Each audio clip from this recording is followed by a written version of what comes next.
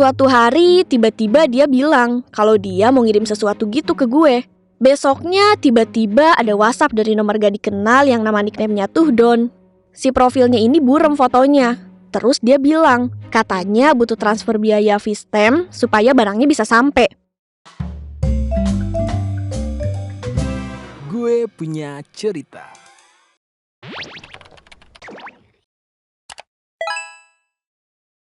Peringatan, animasi ini dibuat dengan tujuan sharing pengalaman pribadi sang pengirim cerita. Dimohon untuk menghargai cerita tanpa menyudutkan beberapa pihak. Selamat menonton.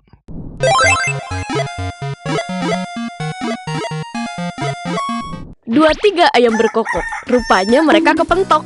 Kenalin, gue Putri dari Bekasi, umur gue 22 tahun. Di sini gue mau share pengalaman gue yang baru aja kejadian dan kayaknya rentan juga kejadian sama banyak orang. Apalagi orang-orang yang suka penasaran sama bule-bule yang sering kita temui di dating apps. Gue ini kebetulan seorang mahasiswi yang punya hobi cosplay. Ya kayaknya sih udah setahunan lebih gitu gue suka nge-cosplay. Latar belakang keluarga gue ini datang dari keluarga yang biasa aja. Dan gue lagi jadi mahasiswa semester akhir yang mana pasti ngeluarin banyak duit buat banyak urusan. Padahal sebenarnya nge-cosplay juga lumayan ngeluarin banyak duit sih. Tapi justru dari hobi gue ini gue jadi punya bisnis rental baju cosplay gitu. Tapi bisnis ini emang gue jalanin sembunyi-sembunyi dari orang tua. Karena mereka gak setuju. Katanya bikin jadi gak fokus kuliah. Terus ortu gue juga gak suka sama pakaian-pakaian aneh kayak gitu. Duit modal gue dari mana? Ya adalah temen investor gue yang mau bantuin buat bangun usaha ini. Mulai dari followers gue cuma 0 sampai udah ribuan. Nah, karena hobi gue ini cosplay, otomatis gue lumayan sering ketemu sama banyak orang. Apalagi cowok-cowok modus yang suka tiba-tiba minta foto bareng dan follow IG. Ya gue sih seneng aja ya, lumayan buat naikin pamor. Yang males mah kalau sampai ada yang so asik nge-DM berkali-kali minta dibales. Nah, berangkat dari situ, gue gak nemu-nemu nih cowok yang pas buat gue.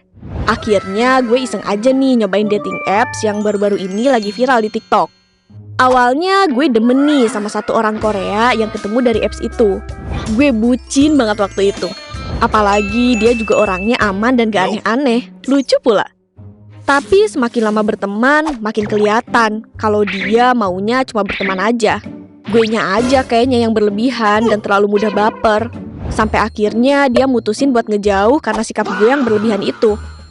Gak berhenti di situ, guys. Gue sempat match lagi sama orang lain, namanya Aaron dari Thailand. Awalnya gue gak begitu tertarik sama bule Thailand ini. Di obrolan ini kita lumayan lama tuh nyangkutnya. Kayak ada aja gitu topik yang diomongin. Terus dia minta nomor WhatsApp gue kan. Karena gue penasaran, ya gue kasih aja tuh nomor gue dan kita lanjut di WA. Dari chat WA gue tuh sebenarnya gue slow respon. Tapi entah kenapa dia effort banget buat deketin gue. Apalagi tiap hari dia upload story yang isinya kayak nyindir-nyindir gitu karena gue gak bales. Ditambah ada video-video sad boy gitu. Dah lah ini beberapa waktu setelah deket, kurang lebih seminggu setelah itu, dia nanya-nanya kerjaan gue dan gimana lingkungan gue. Dia juga minta foto. Nah kebetulan waktu itu gue lagi intern. Jadi gue fotoin aja lah tuh lingkungan magang gue di kantor. Ya lumayan oke sih tempatnya, estetik gitu. Terus dia ngaku-ngaku kaya dan profesinya di atas rata-rata kayak dokter hewan gitu. Dia juga bilang kalau teman-temannya tuh tahu kalau dia lagi deket sama gue. Sampai suatu hari tiba-tiba dia bilang kalau dia mau ngirim sesuatu gitu ke gue. Karena dari tempat kerjanya ada jatah free shopping buat semua karyawan. Dia minta alamat gue tuh, terus gue kasih lah tuh alamat yang biasa gue pakai, yaitu alamat sahabat gue. Singkat cerita, dia nanya-nanya ukuran sepatu gue tuh.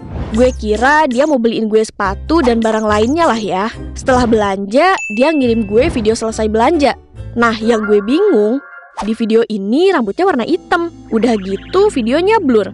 Padahal di foto sebelumnya yang dia kirim itu rambutnya berwarna. Ya gue masih positive thinking tuh. Siapa tahu dia emang abis ganti warna rambut aja kali ya. Nah, pas mau ngirim, dia bilang tuh, katanya harus ada biaya yang harus dibayar di sana. Sebutannya Vistem. Terus nyuruh gue buat ikutin aja apa yang dia bilang biar barangnya sampai. Di situ gue masih fine-fine aja. Karena gue pikir untuk pengiriman barang ke luar negeri itu emang butuh stem-stem apalah itu. Tapi agak ketar-ketir dikit sih. Soalnya belum tahu berapa biaya yang harus gue keluarin. Gue cari di Google juga gak ada. Gue juga cerita ke sahabat gue kalau ada laki-laki dari Thailand yang mau kirimin gue barang. Sahabat gue ini udah bilang buat jangan percaya, karena ada banyak kasus penipuan luar negeri yang modusnya kayak gitu. Tapi gue on waktu itu, jadi gue masih abaikan aja tuh omongan sahabat gue. Malamnya si Aaron ini minta video call dan ada teman-teman kerjanya juga waktu itu. Gue jawab tuh. Tapi selama video call itu gue sembari analisa. Setiap kali dia kirim foto ke gue, dia selalu kirim yang angle-nya tuh random-random banget. Terus pas video call juga kameranya jelek terus buram. Gue curiga nih, dia bukannya dokter ya katanya. Masa iya HP-nya sejelek ini sih? Ya udah tuh, akhirnya gue minta IG-nya. Awalnya gue seneng karena setelah gue cek foto-foto yang selama ini dia kirim tuh sama kayak yang ada di postingan Instagram ini. Lah ternyata selama ini dia cuma ngirim foto-foto yang udah ada doang, bukan yang bener-bener foto real time. Gue mulai khawatir tuh. Akhirnya setelah itu gue mulai pakai fitur sekali kirim langsung hilang ketika kirim gambar di WhatsApp. Besoknya tiba-tiba ada WhatsApp dari nomor gak dikenal yang nama nickname-nya tuh Don. Si profilnya ini buram fotonya. Terus dia bilang, katanya butuh transfer biaya Vistem supaya barangnya bisa sampai. Biaya Vistemnya itu sebesar 1,5 juta rupiah. Ya gue kaget lah, kenapa biaya stempelnya bisa semahal itu, Jir? Padahal gue kira cuma 100 atau 200 ribu doang. Akhirnya gue bilang lah tuh ke si Aaron, kalau gue gak punya uang sebanyak itu. Terus dia bilang, katanya bisa nego kok ke pihak pengirimannya. Coba aja buat pengiriman 500 ribu dulu. Ya udah tuh, gue ikutin. Si pihak Don itu awalnya ya aja. Dan gue kirim juga lah tuh 500 ribu yang gue pinjam dari uang bisnis gue kan. Terus dia bilang lagi, kalau minimal ongkos kirim jalur udara adalah 1 juta. Ya mau gak mau gue kirim lagi 500 ribu dong, biar tuh barang bisa sampai di gue. Gue bingung uangnya dari mana. Akhirnya gue pakai saldo ibu gue 500 ribu. Gue pikir, nanti juga bisa gue ganti kok. Tapi ibu gue tahu karena ternyata notifnya muncul di beliau.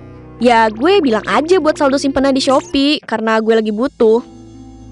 Dah tuh gue kirim 1 juta lah ke si oknum Don ini. Tapi ternyata gue tetap harus kirimin lagi 500 ribu buat lunasin semua biaya kirimnya.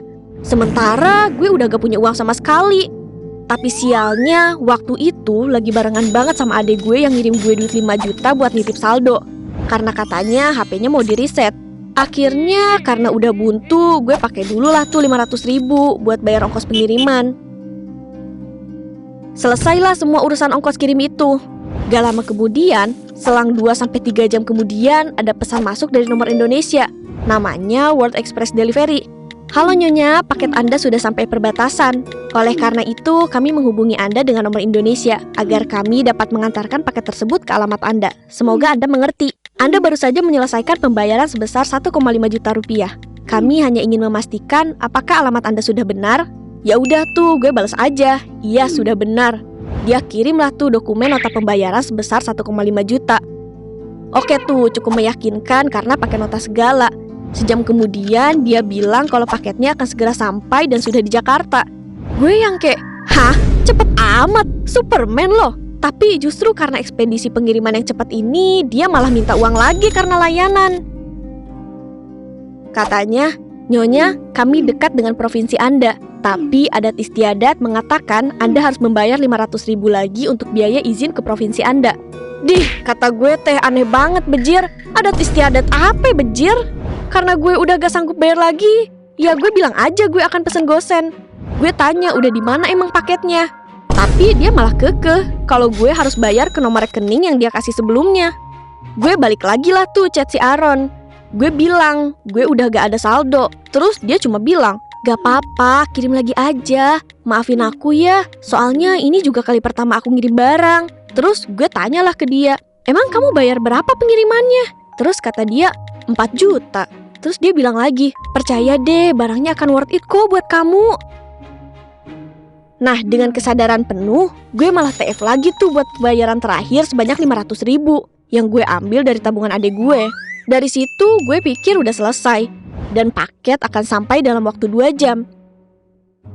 Sampai di jam 8 malam, si kurir gak jelas ini chat lagi. Katanya barang gue bermasalah. Halo Nyonya, ada sedikit masalah pada kotak parcel. Barang telah dipindai oleh petugas bea cukai dan beberapa mata uang asing sejumlah sekitar $2.000 yang setara dengan 32.470.600 juta rupiah di dalam kotak. Dia menyimpan $2.000 di dalam kotak untuk Anda. Dan ini adalah sejumlah besar uang yang kami curigai sebagai pencucian uang yang merupakan kejahatan serius di Indonesia. Polisi bisa menangkap Anda dan Anda bisa menghabiskan waktu di penjara. Anda harus memberikan dokumen moneter Anda sekarang, agar paket dapat dikeluarkan dari penjagaan petugas bea cukai. Jika Anda tidak memiliki dokumen moneter, Anda akan diminta untuk melakukan pembayaran sebesar 1 juta rupiah. Gue baca pesan itu kayak yang, apa sih anjay? Kalau udah begini mah jelas banget penipuannya. Masa gue harus bayar 1 juta lagi sih? Akhirnya gue tanya lagi lah tuh ke si Aaron. Dia emangnya ngirim apa? Terus kata dia, "It's bag and expensive jewelry baby." Najis.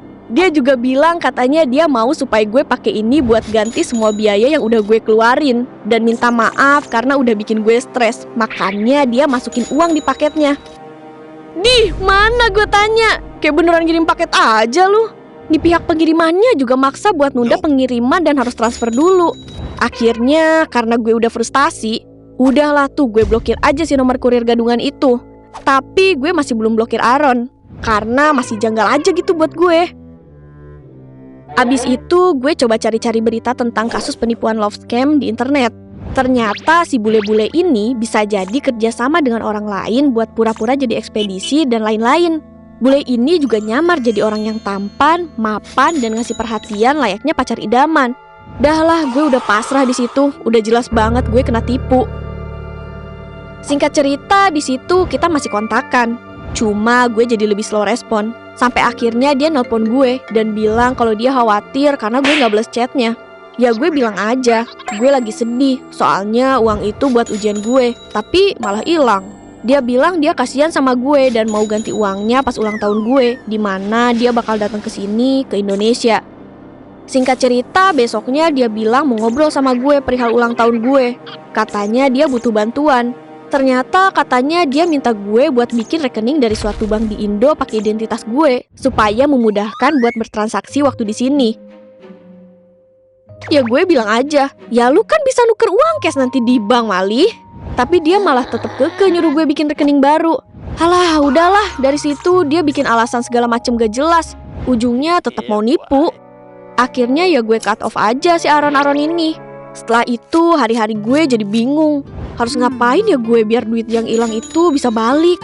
Akhirnya gue relakan uang simpenan lebaran gue buat ganti uang adik gue yang 1 juta itu. Terus gue juga jual kostum gue buat ganti uang ibu dan uang bisnis gue. Udah deh, setelah itu hidup rasanya kayak ngambang. Gue merasa bodoh banget karena ketipu sama cara kayak gini. Jadi inti cerita gue adalah please hati-hati ketika kalian main dating apps dan dapetnya tuh bule. Gak semua bule bisa kayak di konten-konten TikTok itu.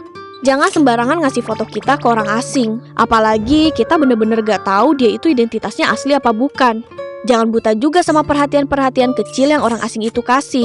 Karena bisa jadi dia cuma lagi mainin psikologi kita aja, biar kita menurutin apa yang dia mau.